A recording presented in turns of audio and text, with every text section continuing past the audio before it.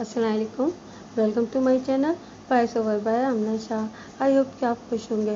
कहानी शुरू करने से पहले आपसे रिक्वेस्ट है कि अगर आपको मेरा कंटेंट पसंद आता है तो प्लीज़ मेरे चैनल को सब्सक्राइब करें और लाइक करें। आइए कहानी का आगाज़ करते हैं। औरत हमारे गांव के बाहर बेहोश पड़ी थी। गांव वाले मुझे अपना लीडर समझते थे। मुझे इत्तला मिली तो जाके देखा वो जिंदा थी। बड़ी खूबसूरत औरत थी। उम्र 30 साल के लगभग होगी। वो हमारे गांव की नहीं थी। मैं उसे अपने घर उठवा लाया। ये वो दिन थे जब दूसरी जंग अजीम में जापान हथियार डाल चुका था और जर्मनी की फौजें शिकस्त खाती तेज़ी से पसपा हो रही थीं। मैं 1 महीने की छुट्टी पर गांव आया हुआ था। मैं फ़ौज में एजुकेशन सूबेदार था। तालीम तो मेरी मैट्रिक थी। आर्मी के इम्तहान पास करके मैं अंधों में काना राजा बन गया था। गांव में मेरी हैसियत ये थी कि मेरे मशवरे और फैसले माने जाते थे। इसकी एक वजह तो मेरी सूबेदारी थी, दूसरी वजह यह कि जंग अजीम में फौजी का रौब चलता था। अंग्रेज़ बादशाह ने हमें लड़ाने के लिए बहुत ज़्यादा फूंक दे रखी थी। और तीसरी वजह यह थी कि मैं ऊंची ज़ात का फ़र्द था। ज़मीन और जायदाद बेशुमार थी। मेरे ख़ानदान में मर्द भी बहुत थे। देहात में यही चीज़ें इंसान को बादशाह बनाती हैं।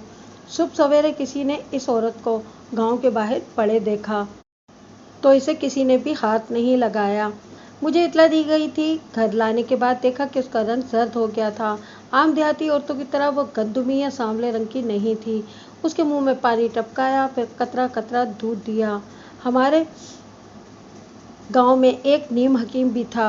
उसने उसे कुछ सुंघाया। आधे घंटे बाद उसने आंखें खोली तो घबरा कर उठ बैठी। मुंह से कुछ न बोली, डरे हुए बच्चे की तरह सबको बारी बारी देखती थी।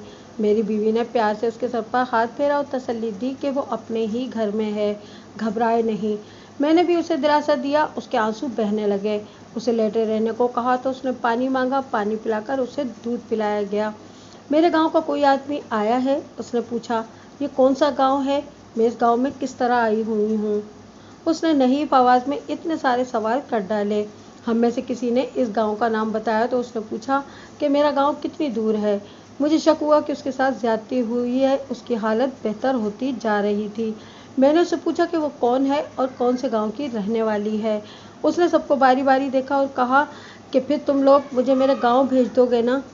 तुम अपने गाँव नहीं जाना चाहोगी? मैंने पूछा।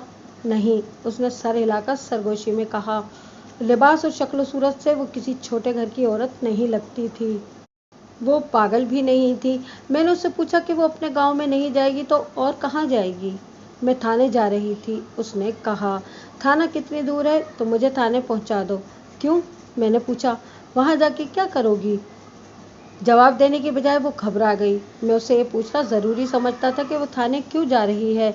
वो मजलूम लगती थी। देहाती इलाके में उस ज़माने में भी औरत को मवेशी और खिलौना समझा जाता था। आज भी औरत की हैसियत और हालत वही है। वो ज़माना हिंदुओं और सिखों का था। उन दिनों हमारे इलाके के थाने में थानेदार सिख और उसका असिस्टेंट हिंदू था। वो खबीस लोग थे।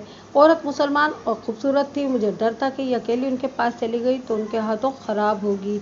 इसीलिए मैं उससे पूछना ज़रूरी समझता था कि वो थाने क्यों जा रही है, और अगर उसका थाने जाना ज़रूरी है तो मैं उसके साथ चलूँगा, मगर वो कुछ बताती ही नहीं थी। इतने में मेरे गांव का एक आदमी अंदर आया। उसने मुझे इशारे से बाहर चलने को कहा। मैं बाहर गया तो उसने मुझे बताया कि फला गांव के 2 आदमी इधर से गुजरे तो उन्होंने से पूछा कि एक औरत इधर से गुजरी है। उन्होंने औरत का हुलिया भी बताया। वो यही औरत हो सकती है। इस आदमी ने यह अक्लमंदी की कि इन्हें ये कहकर बाहर खड़ा कराया कि यहीं ठहरो, मैं गांव में किसी और से पूछकर बताता हूँ। वो मेरे पास आया और मुझसे पूछा कि क्या इन्हें ये औरत दिखा दी जाए, वो शायद इसी को ढूंढ रहे हैं। मैंने अंदर जाकर इस औरत से कहा कि तुम्हें 2 आदमी ढूंढते फिर रहे हैं। वो खौफजदा हो गई। मैंने उसे और ज़्यादा डराने के लिए कहा कि आओ तुम उनके साथ चली जाओ। उसने कुछ कहे बगैर हाथ जोड़ दिए और उसके चेहरे पर उदासी बहुत ही गहरी हो गई। वो बिल्कुल खामोश थी। वो चारपाई से उठी और फर्श पर बैठकर उसने मेरे बीवी के पाँव पकड़ लिए। फिर कभी मुझे देखती, कभी मेरी बीवी को। मैंने उसे कहा कि मुझे बता दो कि ये मामला क्या है। थाने जाना हुआ तो मैं तुम्हारे साथ चलूँगा। वो मान गई। मैंने अपने आदमी से कहा कि उन दोनों से कह दो कि इस गांव में किसी औरत को नहीं देखा गया। वो चला गया तो मैंने सबको बाहर निकालकर उसे बहुत सी तसल्ली दी। उसे हर तरह की मदद का यकीन दिलाया। उससे पूछा कि वो बेहोश क्यों हुई थी और वो इतनी कमज़ोर भी क्यों है।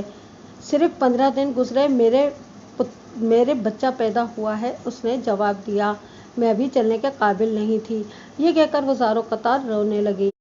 मैंने बाहर जाकर अपनी बीवी को बताया कि ये औरत तो इस हालत में है। मेरी बीवी ने फौरन उसे लिटा दिया और मालूम नहीं क्या क्या और उसे क्या दिया।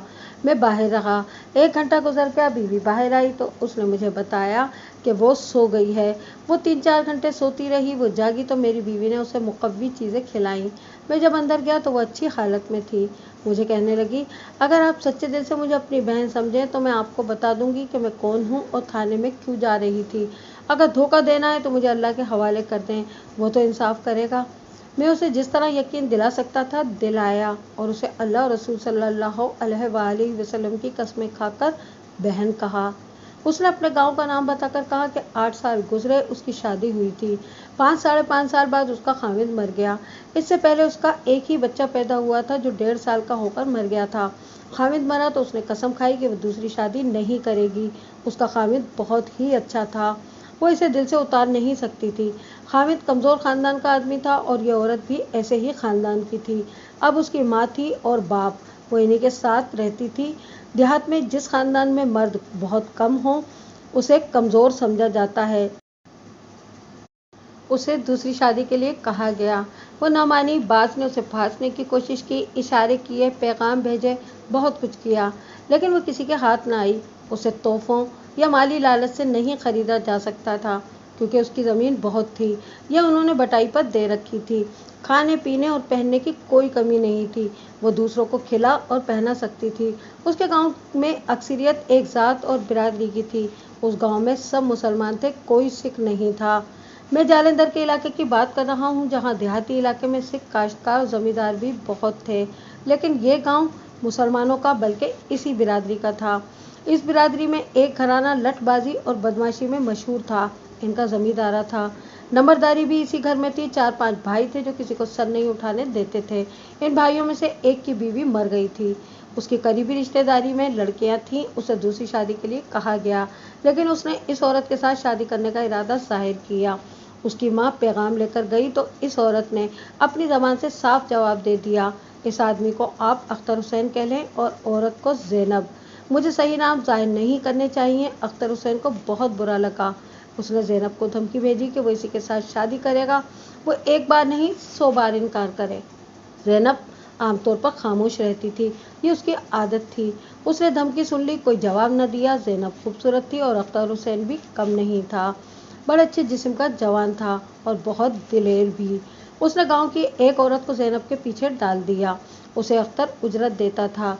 ये औरत ज़ैनब के पास जाती और अख्तर की तारीफ़ें करती और उसे बताती कि कौन कौन सी खूबसूरत लड़की अख्तर पर मरती है, मगर वो इस यानी कि ज़ैनब के सिवा किसी के साथ बात तक नहीं करता। ये औरत ऐसे ही जाल फेंकती रहती और उसे सब्ज़ बाग दिखाती रहती थी। ज़ैनब अक्सर हंसकर टाल देती या सिर्फ सुन लेती और कहती कि खाला, जिसे मेरे दिल ने पसंद किया था वो मर गया है, अब दुनिया का कोई मर्द अच्छा नहीं लगता। बाद में मैंने भी अख्तर हुसैन को देखा था और मैं हैरान हुआ कि ज़ैनब ने ऐसे खूबसूरत जवान को क्यों पसंद नहीं किया था। वो सिर्फ खूबसूरत और जवान ही नहीं था, वो मालदार ज़मींदार था और 2-3 गाँव पर उसका रोब और हुक्म चलता था। इससे जाहिर होता था कि ज़ैनब का किरदार बहुत ऊंचा था और उसे अपने खामिद के सिवा कोई और अच्छा नहीं लगता था। उसने बताया कि उसके माँ बाप को जब पता चला कि अख्तर हुसैन ज़ैनब के साथ शादी करना चाहता है तो वो भी ज़ैनब के पीछे पड़ गए कि वो अख्तर हुसैन को कबूल कर ले, मगर ज़ैनब ने हाँ ना की। माँ के साथ उसका कई बार लड़ाई झगड़ा भी हुआ। उसका बाप कमज़ोर तबीयत का था। उसने ज़ैनब की मिन्नत की कि लोगों की उल्टी सीधी बातों से बचने के लिए वो शादी कर ले। ज़ैनब ने उसकी भी ना सुनी। बाप गलत नहीं कह रहा था कि जवानी में कोई औरत बेवा हो जाए और तो लोग उस पर झूठे इल्ज़ाम थोपने लगते हैं, उसे बदनाम करते हैं। उसकी वजह यह है कि औरत को मवेशी समझा जाता है जिसकी कोई हिस्स और कोई रूह नहीं होती। मर्द समझते हैं कि औरत जो कुछ है सिर्फ जिस्म है और जिस्म की ज़रूरियात के लिए उसे हर वक्त एक मर्द की ज़रूरत रहती है। ज़ैनब की चाल चलन के मुतालिक भी खुसर पुसर शुरू हो गई। एक रोज़ अख्तर हुसैन ने खेतों में उसका पीछा किया और उसे एक अलग थलग जगह ले जाकर रोबदार अंदाज से शादी के लिए कहा। ज़ैनब ने उसे जज्बाती तरीके से समझाया और कहा کہ اس کا خامند اس کی نظروں کے سامنے سے نہیں ہٹتا۔ اختر حسین نے اسے اپنے متعلق کہا کہ وہ اس کے مرے ہوئے خامند سے 100 درجہ بہتر آدمی ہے۔ زینب نے پھر بھی ہاں نہ کی۔ اختر نے اسے دھمکی دی کہ وہ اسے اغوا کرا سکتا ہے۔ کوئی ایسا دلیر مرد ابھی پیدا نہیں ہوا جو اسے چھڑا لے۔ تم زبردستی کر سکتے ہو، زینب نے اطمینان کے لہجے میں کہا۔ مجھے اللہ کی ذات کے سوا بچانے والا کون ہے؟ میرا ایک بھی بھائی ہوتا تو میں تمہاری دھمکی کا جواب کسی اور طریقے سے دیتی۔ تم مجھے زبردستی اپنے گھر لے جاؤ گے تو میں تم سے نفرت کروں گی اور تم محسوس کرو گے تم کہیں سے ایک پتھر اٹھا لائے ہو۔ تم گیدڑوں اور گدھوں کی طرح مجھے نوچتے کھسوٹتے رہو گے لیکن میں تمہیں حقیر سمجھتی رہوں گی۔ کیا اب تم مجھ سے نفرت نہیں کرتی؟ اختر حسین نے پوچھا۔ نہیں، زینب نے کہا۔ نفرت کیوں کروں؟ اللہ تمہیں زندگی دے، تم اتنے خوبصورت جوان ہو، دیکھ کر دل خوش ہو جاتا ہے، مگر میں شادی نہیں کروں گی۔ اس کے بعد اختر نے اسے کئی بار روک کر شادی کے لیے کہا۔ آخر تنگ آ کر اسے یہ دھمکی دے دی کہ وہ اسے بدنام کر دے گا۔ یہ بھی کر کے دیکھ لو، زینب نے غصے کا اظہار کرنے کی بجائے مسکرا کر کہا۔ میں نیک نام تو رہی نہیں۔ تمہارے گھر کی عورتوں نے کہا ہے کہ میں رات کو فلاں اور فلاں کے پاس جاتی ہوں۔ میری بدنامی میں جو کسر رہ گئی ہے وہ تم پوری کر لو۔ یہ حربہ بھی ناکام رہا تو اختر حسین نے ہتھیار ڈال دیے اور اس نے زینب سے محبت کی بھیک مانگنی شروع کر دی۔ اس نے کہا کہ اسے اگر صرف عورت کی ضرورت ہوتی تو وہ اس جیسی 10 جوان عورتیں خرید سکتا تھا، لیکن اسے زینب اچھی لگتی ہے۔ اختر نے اسے کوئی تحفہ پیش کیا جو زینب نے نہ لیا۔ اختر نے اسے قسمیں کھا کر یہ بھی کہا کہ وہ اس کی محبت قبول کر لے تو وہ اس کے جسم کو ہاتھ بھی نہیں لگائے گا۔ زینب نے کہا، میں یہ محبت ضرور قبول کر لوں گی، شرط یہ ہے کہ مجھے بہن بنا لو، میرا کوئی بھائی نہیں۔ اختر سٹ پٹایا۔ یہی تو اس کا مسئلہ تھا کہ وہ اسے بہن نہیں بنانا چاہتا تھا۔ اس کے علاوہ اس کا دوسرا مسئلہ یہ تھا کہ زینب نے اس سے بھاگنے کی کوشش کبھی نہ کی، نفرت کا اظہار بھی نہ کیا، اسے دھتکارا بھی نہیں، اس کے رعب اور دھمکیوں کو بھی تسلیم کرتی رہی اور دامن بھی بچاتی رہی۔ یہ تو میں بھی دیکھ رہا تھا کہ وہ جب مجھے یہ قصہ سنا رہی تھی تو وہ ٹھہرے ٹھہرے لہجے میں بول رہی تھی۔ اس کا یہ لہجہ میرے دل پر اثر کر رہا تھا۔ اس کے انداز میں بناوٹ اور جھوٹ نہیں تھا۔ میں اچھی طرح سمجھ رہا تھا کہ اس کے اس لہجے اور انداز نے اختر حسین کو پریشان کر دیا ہوگا۔ اس نے سنایا کہ اختر نے محبت کا اظہار کیا تو اس نے اختر کی محبت قبول کر لی، مگر اس کا مقصد پورا نہ کیا۔ پھر اختر نے تنگ آ کر اسے بدنام کرنے کی مہم چلائی، اسے قتل کی دھمکی دی۔ اس دھمکی کے جواب میں زینب نے کہا کہ یہ طریقہ ٹھیک ہے، مجھے قتل کروا دو اور میری لاش کے ساتھ شادی کر لینا۔ ایک روز اختر نے اس کے گھر آ کر اس کے آگے ہاتھ جوڑ دیے اور کہا، زینب مان جاؤ، میں تمہیں شرعی بیوی بنانا چاہتا ہوں۔ اب تو سارے گاؤں کو پتہ چل گیا ہے کہ میں تمہارا رشتہ مانگ رہا ہوں اور تم انکار کر رہی ہو، یہ میرے خاندان کی بے عزتی ہے۔ اور جب تم میرے ساتھ شادی کر لو گے تو تمہارے خاندان کی اور زیادہ بے عزتی ہوگی۔ زینب نے کہا، سارے گاؤں میں تم ہی نے مشہور کیا ہے کہ زینب بدکار اور بدچلن ہے، تم مجھے شرعی بیوی بنا کر گاؤں میں سر اونچا کیسے کر سکو گے؟ یہ سب جھوٹ ہے، اختر حسین نے غصے سے کہا۔ میں جانتا ہوں کہ تم پاک صاف ہو۔ زینب نہ مانی۔ اسے یہ افسوس ضرور تھا کہ اس کا باپ غم سے اور زیادہ بوڑھا ہو گیا تھا۔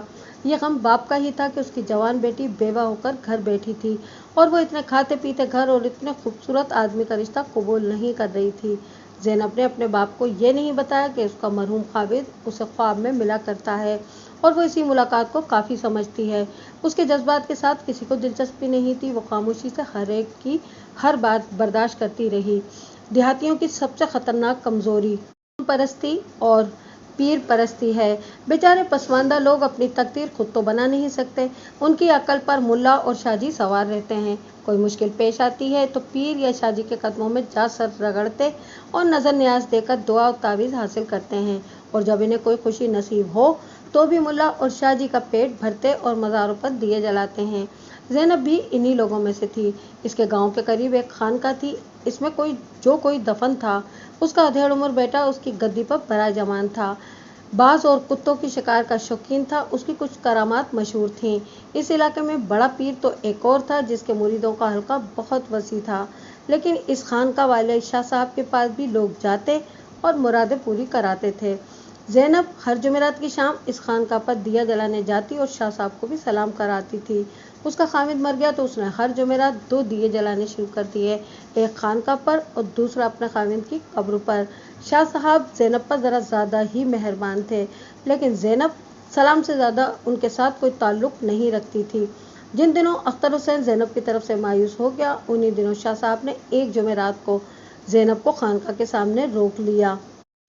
उसे मालूम था कि वो हर जुमेरात को दिया जलाने आती है। वो उस वक्त खानका से बाहर खड़ा था। ज़ैनब को रोककर शाह साहब ने उसकी आंखों में झांका और उसके सर के ऊपर ऊपर इस तरह हाथ हवा में मारा जैसे उसके सर पर से कोई चीज़ बैठी हुई थी जिसे शाह ने उड़ा दिया था। शाह ने कहा कि चल हट चप्परे। शाह साहब ने हवा में इधर उधर देखा। ज़ैनब ने भी देखा। उसे हवा में कोई परिंदा या कोई और उड़ती चीज़ नजर न आई। ओए मान जाओ यार, शाह साहब ने हवा में देखते हुए कहा।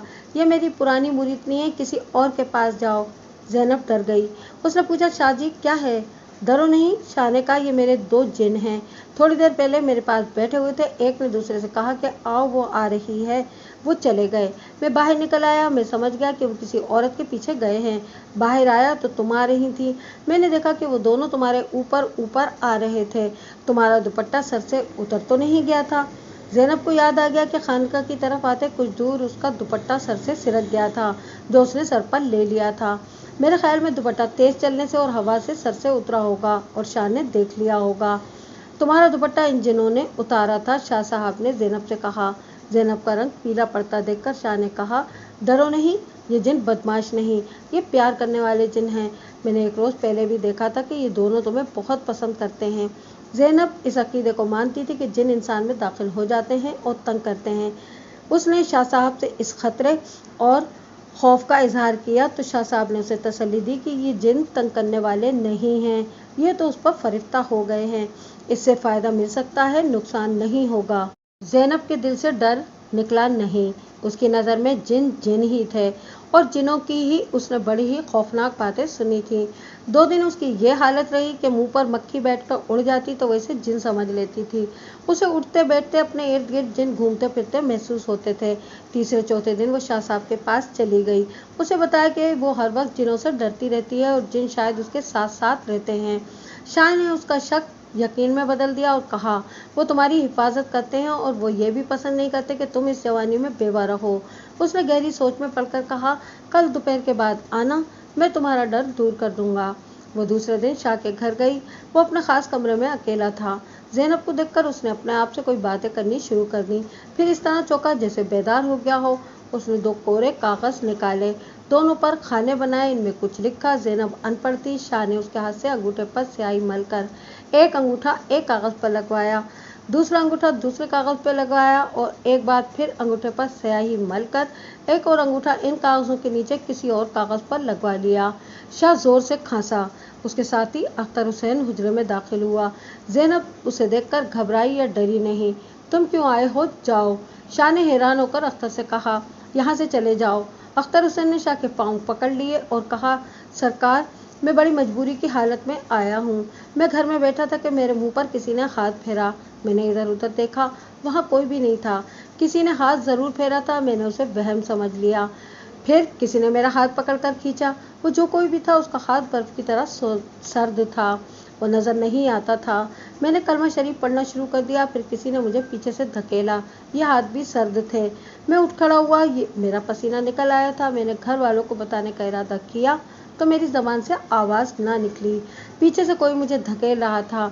मेरे दिमाग पर भी उसी का कब्जा हो गया था जो मुझे धकेल रहा था।